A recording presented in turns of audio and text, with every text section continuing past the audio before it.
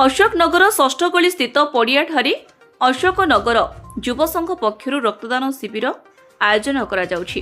युव नेता तथा समाजसेवी ए संतोष कुमार पात्रଙ୍କ नेतृत्व में आयोजित अशोकनगर युवगोष्ठी बा संतु आन्हा सोशल वर्कर्स ग्रुप तरफरु अशोकनगर मोबाइल भ्यान द्वारा जून 10 तारिख पर्यंत दैनिक अपराह्न 3टा ठारू संध्या 6टा जाए एपरी रक्त संग्रह कराजिबो बोली कुहा जायछि। एही महत् कार्यक्रम रे उपस्थित रही कार्यक्रम को सुचारू रूपे परिचालना करिबा पई सहयोग करंतु बोली अन्यतम सहयोगी विक्रम जेना निवेदन करिसेंती। उद्देश्य माने कहले विगत दिन हला जो माने जो ग्रीष्म प्रभाव खरार जो प्रकार जो प्रभाव अछि ए द्वारा जो माने हमरो रक्त भंडार रे टोटली रक्तर घोर अभाव होछि। तो एबे जो थैलासेमिया पेशेंट कथा कहतु कि हमरो जो माने ब्रह्मपुर आखपाख अंचल जो किसी जो गाँ गहली लोक जो आसुछन सेमानको कथा कहतु सेमानको माने रक्त को माने संग्रह करी देबा पे बहुत कष्ट होछि। ब्लड बैंक रे मध्ये ब्लड न थाउछि तो एडी समस्त हम ब्लड बैंक ऊपर निंदा हता करथा सब कहि थाउ जे ब्लड माने बिकी दोछन कर दोछन किंतु खरा दिन ब्लड मिलने से प्रकृत सतर के जानु नांदी। तो हम कोन कहर एटलीस्ट 25-30 मिनिट वैन डकेगिर हो या तो कैंप करी हो या तो माने निजे ब्लड बैंक को जाईगिर हो भाई मानकर आमर अनुरोध भाई मानक जे किसी गोटे कर ब्लड डोनेशन कैंप कर तो ब्लड मेडिकल जाइए एटलिस्ट दिंतु ए समय दिंतु आ जो माने खाली समय 1000 कलु 1200 कलु 1500 कलु रेकर्ड कलु जो कहते से संस्था अनुरोध कर समय जाए साहय करते ब्लड केते दिन धरि चलियो केबे चलन केते दिन आमे आज तो आरंभ करछु हम चेष्टा करू जे एटा 5 दिन 4-5 दिन एबे करू तापर अतर मझरे गुटे गैप दे 4-5 दिन करू एमिति करे चेष्टा करू आ ए मझरे मध्ये मोर गुटे रिक्वेस्ट भाई मानको जे आउ के मते चाहू चंदिले कहले से जो ब्लड हमरो ब्लड बैंक जो जोगाजोग करिगिरी एटलिस्ट जाइगिरी सेमान तो जोगाजोग कर तांके एरिया जगह मध्ये गोटे दिन एटलिस्ट करंतु 42 टा वार्ड अछि खरा दिन 42 दिन मध्ये खरा ना हो तो कर दे बोल मे भी हे जियो होछ।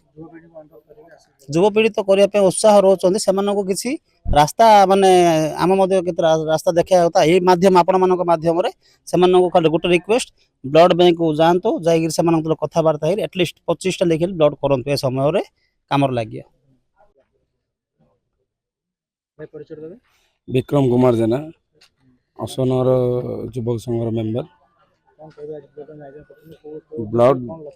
ब्लड डोनेशन करिवार मूल उद्देश्य हूँ जे जो खरा दिन रे बहुत गुड़े पेसेंट थैलेसेमिया पेसेंट जो माने कि गोटे दिन 2 दिन जगिकी ब्लड पाँच ब्लड रो घोर अभाव से घोर अभाव दूर करने गोटे छोटिया प्रयास स्टार्ट करुचे गाड़ी आम साई लगे डेली 25-30टा ब्लड कलेक्शन कर लोक साहाय्य करने चेष्टा करुचे। ड्राइवटा आमर 5 दिन चलो तापर भी अन्य लोक मैंने आम देखिए जदि करें भल कथा ना जब आम पुणी आउ थे ए ड्राइवटा को कंटिन्यू गाँ टू गाँ बुलिकी कलेक्शन करू बोली आशा रखीछु।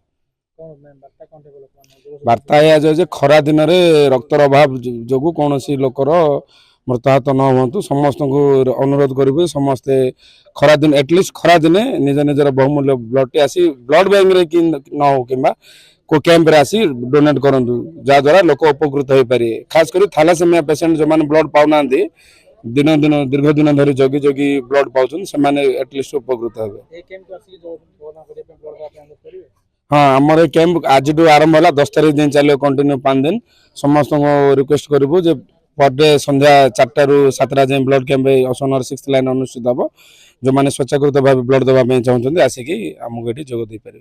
अन्य मानक मध्यरे एही शिविर रे शिवशंकर पाढ़ी अमृत राज किरण साहू पी सत्य विकास स्वाधीन राज आदित्य पट्टनायक सूरज सुदर्शन नायक मधुसूदन आचारी शिवराम पाणिग्राही प्रमुख सहयोग करिथिबा बेले MKCG medical college blood bank पक्षरु डॉक्टर अविनाश रथ और अन्य कर्मचारी रामहरि पंडा सुशांत पाणिग्राही अनुराधा गोपाल कृष्ण प्रमुख उपस्थित रही अनुरूप सहयोग करुछंती। रक्तदान महदान एपरी सेवा कार्यक्रम को विभिन्न महलरू स्वागत करा जायछि। ब्रह्मपुररू सुदीप साहूंको रिपोर्ट स्वास्तिक न्यूज।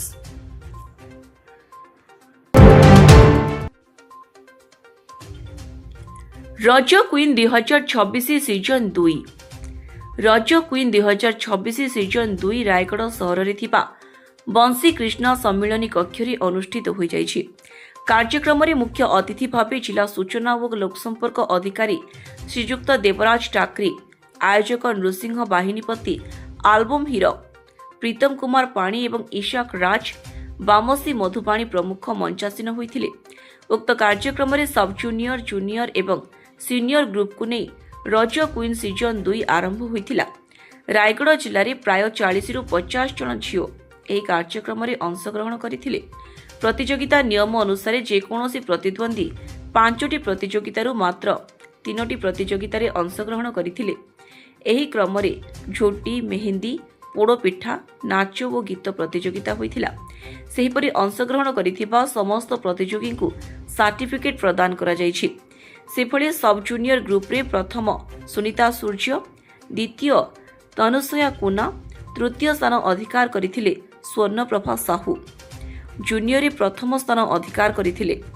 ସେଭଳି ଜୁନିୟର ଗ୍ରୁପରେ ପ୍ରଥମ ସ୍ଥାନ ଅଧିକାର କରିଥିଲେ ଭୂମିଶ୍ରୀ ସବର, ଦ୍ୱିତୀୟ ସ୍ଥାନ ରଚନା ନିଶାଲ, ତୃତୀୟ ସ୍ଥାନ ତୃପ୍ତି ମଲ୍ଲିକ ଅଧିକାର କରିଥିଲେ। ମଞ୍ଚ ପରିଚାଳନା ଅଞ୍ଜଳି ପଣ୍ଡା ଏବଂ ଇନ୍ଦୁ ହୁଇକା କାର୍ଯ୍ୟକ୍ରମ ପରିଚାଳନାରେ ସହଯୋଗ କରିଥିଲେ।